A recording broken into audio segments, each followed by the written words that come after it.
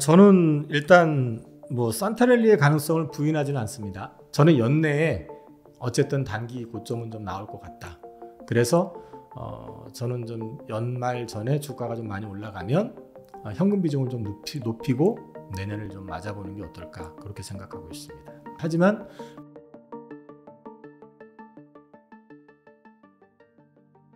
네, 안녕하십니까. 저는 하익사증권에서 근무하고 있는 이영훈이라고 하고요. 94년부터 증권업계에 계속 근무했었고, 뭐 외환위기부터 시작해서 금융위기, 뭐 코로나 팬데믹까지 현장에서 다 맞닥뜨리면서 시장에 대한 부분을 많이 고민했었고요. 그래서 제가 매크로부터 시작해서 업황, 그 다음에 이제 종목 탐방까지 다 직접 하고 있기 때문에 발로 뛰는 그 투자 이런 부분들에 대해서 좀 생각을 좀 나누고 싶어서 나왔습니다. 일단 시황 관련해 가지고 그냥 단순하게 말씀드리는 것보다는 환경에 대한 거를 갖다 제가 도표를 만들었으니까 그걸 보면서 말씀을 드리겠습니다.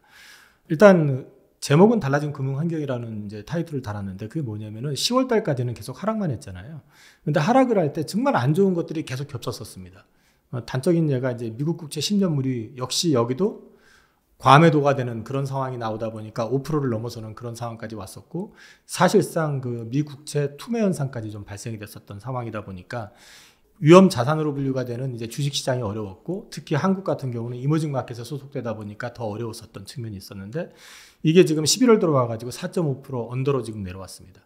중요한 거는 이제 5%선 근처에서 빌그로스를 위시해 가지고 헤지 펀드의 큰 손들이 청산을 선언을 했었고, 그 다음에 이제 그걸 기점으로 해가지고 미국 국채 수익률이 좀 떨어지는 측면도 있었고, 또 미국 정부에서 이 국채 발행을 하는 데 있어서 장기물을 비중 조절을 해가지고 수급적인 측면도 좀 조절한 측면이 분명히 있습니다. 당연히 이제 CPI가 예상치보다 낮게 나오면서 시장에 이제 추가 금리 인상의 가능성을 많이 제한시켰던 것도 있습니다. 그리고 원달러 환율이 1360원까지 올랐던 게 지금 오늘 보니까 종가는 모르겠는데 1280원대도 아까 잠깐 들어갔던 것 같은데요. 굉장히 급격하게 가치가 안정이 됐죠. 원화 강세가 나왔다는 얘기입니다. 이 부분은 1360원대에서는 외국인들이 아무리 한국 주식이 좋아도 들어오질 않습니다. 환에 대한 리스크 때문에. 근데 1300원 근처 1300원 이하로 내려오게 될 경우에는 환 차익까지 기대하면서 외국인들이 다시 들어올 수 있다는 점에서 시장이 안정되는 역할을 했고요.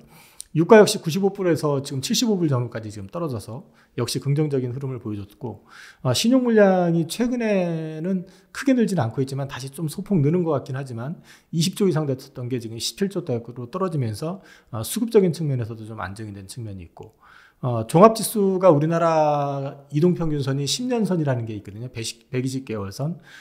보통 이 120개월 선을 깨는 경우들이 언제 있었냐면은 외환위기, 그 다음에 금융위기, 그리고 코로나 팬데믹, 이런 아주 큰 사건이 있을 때만 터치를 하거나 깼었는데, 요번에 사실은 2290대가 이제 10년물 이동평균선이었는데 그걸 깼었습니다.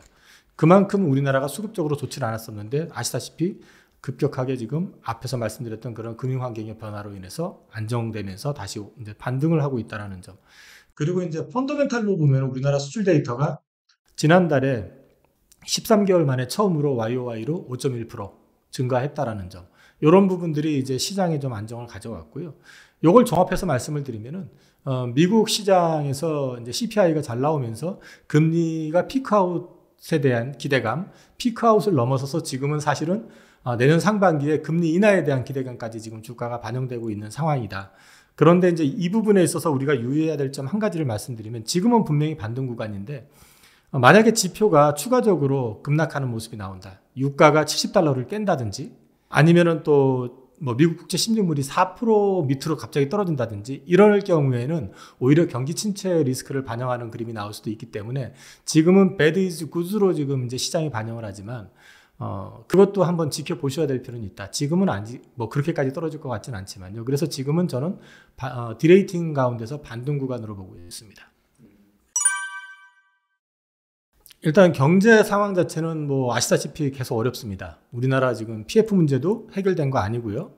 또 지금 우리 마음대로 지금 금리를 조정할 수 있는 것도 아니잖아요. 미국이 금리 인하에 대한 시그널을 보내기 전에 우리가 선제적으로 한다는 것도 그만큼 위험할 수 있고, 여기에 또 덧붙여가지고 뭐 수급적으로 봤을 때 이제 지난달까지 키움증권발 반대매매 이슈 때문에 종목이 거래가 안 되고 이제 기세로 빠지니까 관련돼 있는 종목들이 그 증거금 100%에 이제 묶이면서 주로 2차전지 관련된 주식들이 묶여가지고 급락을 했었던 거, 이런 것들이 전반적으로 작용을 하다 보니까 경기도 경기고 증시 역시도 굉장히 한파가 몰아쳤었고 여타 국가에 비해 가지고 낙폭이 상당히 더 컸었죠.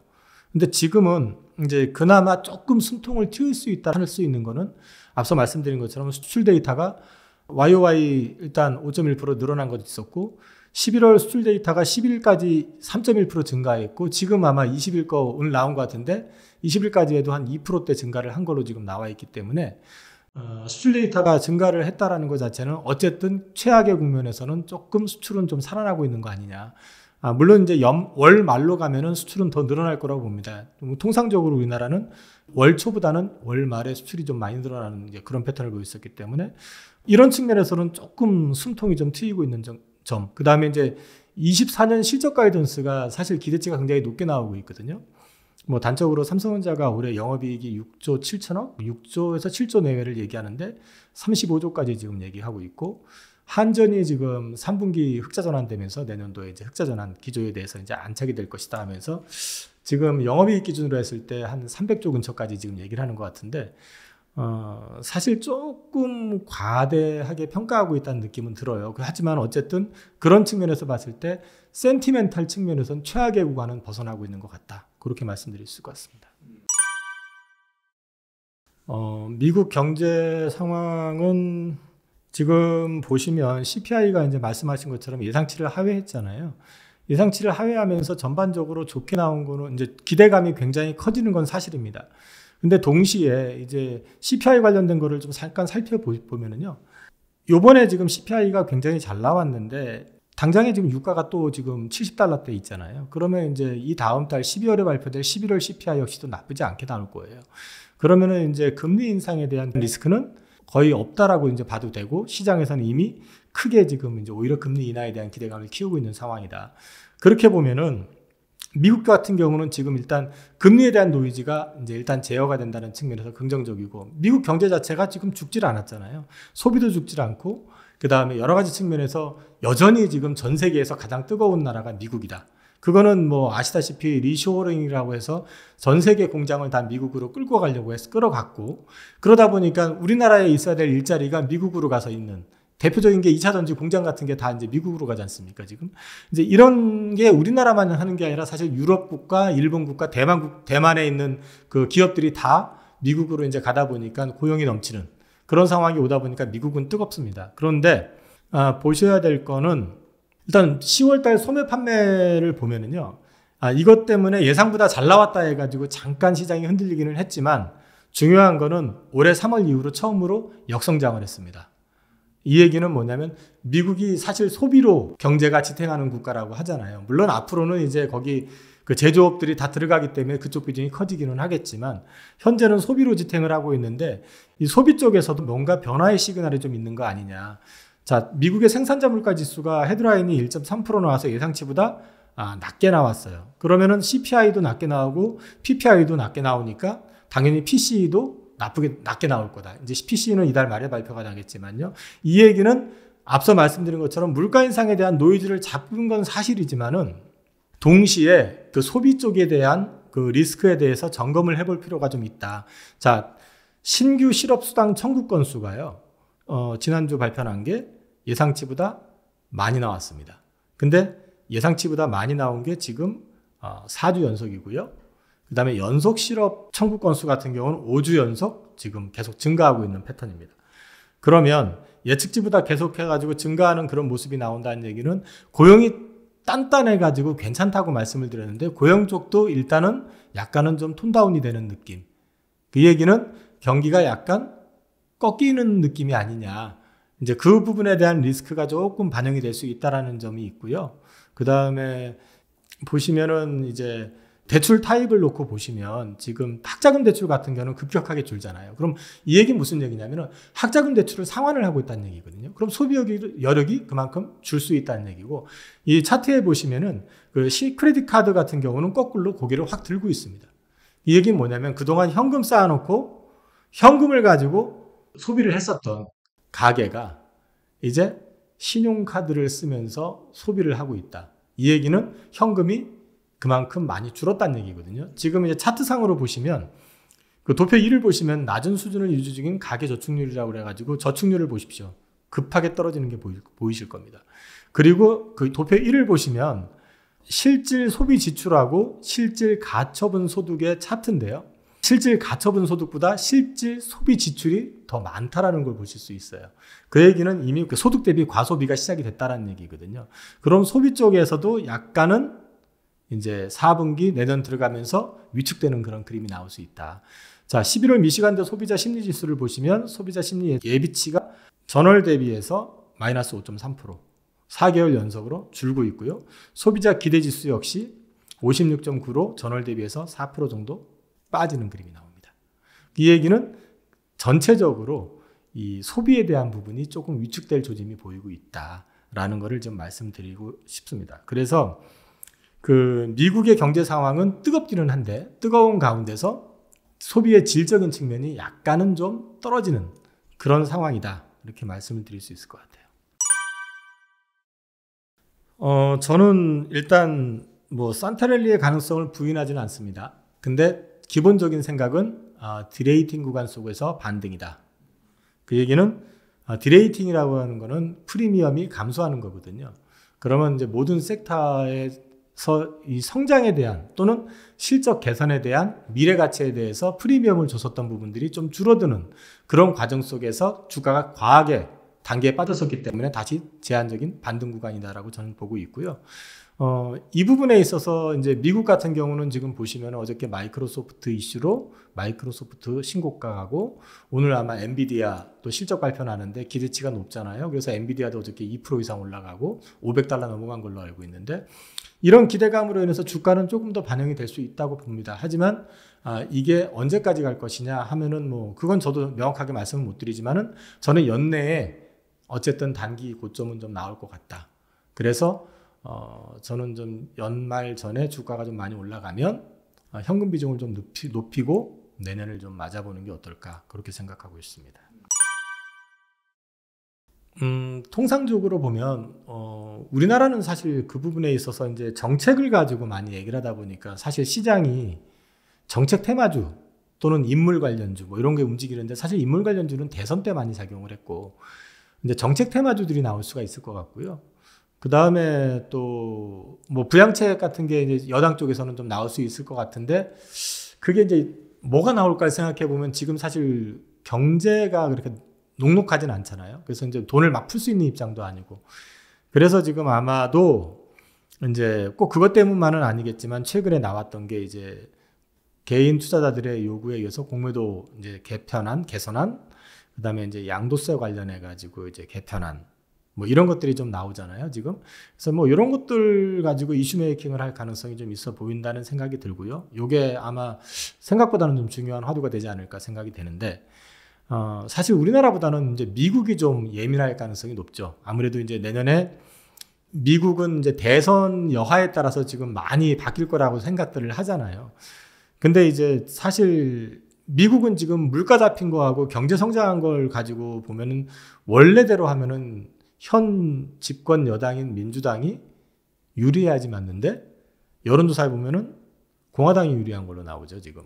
그래서 이 부분에 대한 노이즈가 좀 있는데 사실은 이제 바이든 행정부에서 잡히는 물가를 근거로 해서 연초에 소프트 랜딩이 나오든 하드 랜딩이 나올 거라고 저는 그 정도까지는 생각은 안 하지만 어쨌든 소프트 랜딩이 나오는 구간이라고 한다면은 금리 인하와 관련해 가지고 좀 더 과감한 부양책, 금리 인하가 됐던 아니면 양적 긴축을 완화 내지는 중단한다든지 이런 어떤 이슈가 요구가 될 가능성이 있지 않겠느냐. 근데 이런 부분들을 좀 보실 필요는 있고요. 근데 이제 이 부분에 있어서 그 미국 같은 경우는 결국 우리나라도 이제 미국의 증시에서 자유롭지는 않으니까요. 보면은 미국의 그 대통령 그 집권 기간을 놓고 봤을 때 보면 가장 수익률이 높은 걸 평균으로 따져 보면은 3년 차 때 13.51% 지금이잖아요. 지금 미국 그 연초 대비해 가지고 어찌 됐든 간에 막판에 굉장히 올라와서 지금 수익률이 상당히 높게 나와 있잖아요.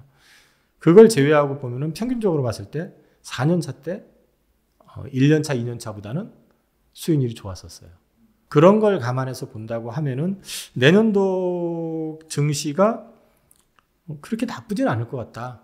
근데 저는 이제 다만 앞서 말씀드린 것처럼 경기 후퇴의 어떤 시그널이 지금 나온 상황이기 때문에 그 시점이 1분기, 2분기 초, 뭐 이 정도까지는 일단 좀 소프트 랜딩이 어떤 진행되면서 그 다음을 좀 보지 않겠냐, 저는 그렇게 보고 있습니다. 이런 데서 좀 나이가 이제 드러나는데요.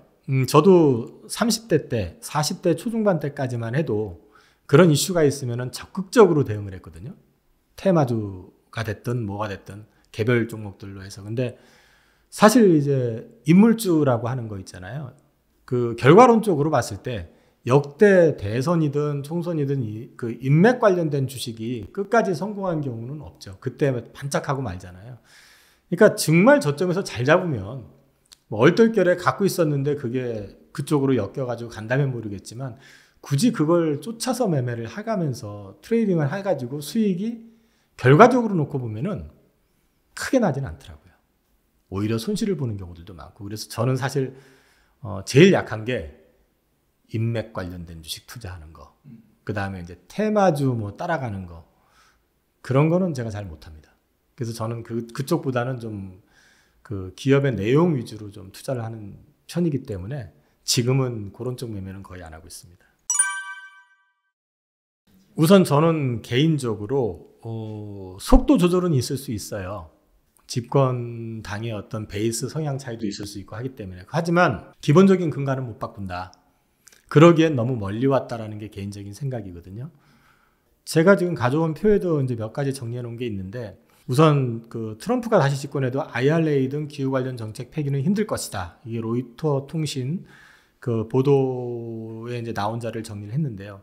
우선은 법안을 폐기하려면 상하원이 다 공화당이 돼야 되거든요. 다수당이. 근데 지금 아시다시피 다수당의 지위가 그 상원은 민주당입니다. 일단 첫 번째는 거기에서 막히는 게 있고요. 그 다음에 이제 인센티브 관련해 가지고 공화당 쪽에 생각보다 많아요. 배터리, 우리나라 이제 당장의 배터리 공장만 얘기해도요. 제가 지금 표시를 해놓은 이 표를 한번 보시면 GM학작 공장 얼티엄셀즈 같은 경우도 오하이오가 지금 공화당 지역구고요. 그 다음에 테네시 역시 마찬가지고요. 그 다음에 지난번 대선에서도 마찬가지로 트럼프를 지지했던 쪽이고요. 켄터키, 그 다음에 인디애나, 다 이게 공화당 쪽 지역구예요. 근데 보시면 뭐 테네시도 그렇고 뭐 켄터키도 그렇고 인디애나 뭐 이런 쪽도 그렇고 또 심지어 뭐 애리조나나 조지아 같은 경우는 굉장히 치열했던 경합 지역구거든요. 만약에 트럼프가 된다 해도 이쪽에 있는 그 하원의원, 상원의원들의 이해관계는 또 다른 얘기고요. 그 다음에 주지사들 역시 마찬가지고. 또 한 가지 보셔야 되는 게 이 회사들이 독자 공장으로 들어가 있는 경우가 거의 없어요. SK온이 지금 조지아에 들어가 있는 거 말고는 대부분 다 합작 공장입니다. 그죠? 그리고 합작 공장이란 얘기는 결국 미국 자본도 들어가 있습니다. 이미 또 거기에 상당히 많은 숫자가 고용이 되어 있고요. 그럼 이거를 지금 트럼프가 얘기하고 있는 거는 사실 정치적인 이슈 메이킹이지 이걸 뭐 한 방에 뒤집는다라는 게 쉽겠느냐라는 거죠. 그리고 또 한 가지 이제 고려해 보셔야 되는 게 우리나라 20대 기업 중에서요. 그린에너지하고 2차 전지 쪽으로 진출하지 않은, 투자하지 않은 기업 그룹이 몇 개인지 혹시 아십니까? 네, 16개가 이미 진출이 돼 있습니다. 그러면 우리나라 그룹사들이 바보가니 이상의 지금 2차 전지나 그린에너지 쪽으로 해서 진출해가지고 투자를 하고 있는 게 그냥 단순히 돈 되겠다 싶어가지고 베팅하는 게 아니잖아요. 많은 고민, 조사를 진행이 되는 거기 때문에 그런 부분에 있어서는 좀 제한적일 것 같다라는 생각이고, 또 한 가지 이제 탄소 배출을 관련해가지고 이거는 정치적인 이슈 메이킹이라기보다는 이제는 인류 생존과 직결되는 문제예요. 그러니까 기상이변이 지금 굉장히 심하잖아요. 우리나라도 그랬고, 우리나라에서도 그 경상북도에서 한번 불났었던 게 페트병 녹아가지고 불난 거라고 하잖아요. 햇빛에 쏘여가지고. 그 스페인 같은 데 가면은 뭐 여름에 되면 40몇 도 되니까 산불이 불을 내가지고 내는 게 아니라 햇빛에 의해서 불이 나는 경우들도 있고. 그러니까 이런 어떤 환경적인 이슈를 갖다가 정치적인 걸로 재단하기는 쉽지 않은 상황이다. 그 다음에 전기차하고 그린에너지 쪽 섹터가 지금 중국 쪽에 뒤진 이유가 사실 트럼프 역시 그 부분에서 책임에서 자유롭지 않다는 거죠. 아시다시피 전기차 쪽 뭐 거의 막아버렸었잖아요. 그린에너지 쪽은 확장하는 거를 갖다가 제한을 뒀었잖아요. 막지는 않았지만. 그 바람에 그 시기를 이용해서 중국이 지금 전기차 쪽 크게 키웠고, 거기는 막 보조금 줘가면서 크게 키웠고, 풍력, 뭐 태양광 할 거 없이 다 크게 키운 거는 그 시기이기 때문에 트럼프가 그 부분에 있어서 자유롭지 못하다라는 거죠. 이런 것들까지 놓고 보시면 뭐 갑자기 트럼프가 되면은 모든 게 셧다운 돼 버리고 모든 게 뒤집어지고 쉽지 않을 거다라고 좀 보고 있습니다.